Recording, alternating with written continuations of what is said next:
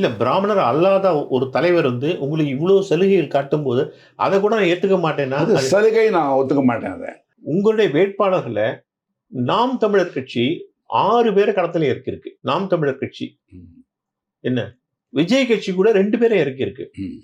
ஸ்ரீரங்கத்திலயும், மயிலாப்பூர்லயும். ம். நாம் தமிழர் 6 பேர இருக்கிறாங்க. நீங்க நியாயப்படி பார்த்தா நாம் தமிழர்லாம் ஆதரிச்சிருக்கணும்.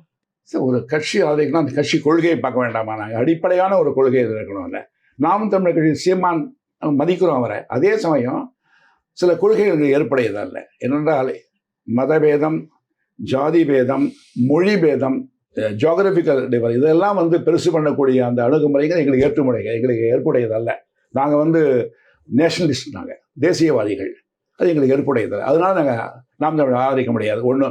ரெண்டாவது, அவர்களுக்கு வாய்ப்பு கொடுத்ததை நாங்கள் பாராட்டுறோம். அதே ஒரு வாக்கு போட எங்களுக்கு இப்போ வாய்ப்பு இல்லை. இப்போ அது விவேகமான செயலாக இருக்கா நாங்கள் முடிவு பண்ணியிருக்கோம். இல்ல பிராமணர் அல்லாத ஒரு தலைவர் உங்களுக்கு இவ்வளவு சலுகைகள் காட்டும்போது, அத கூட நான் ஏத்துக்க மாட்டேன்னா, அது சலுகை நான் ஒத்துக்க மாட்டேன் அத.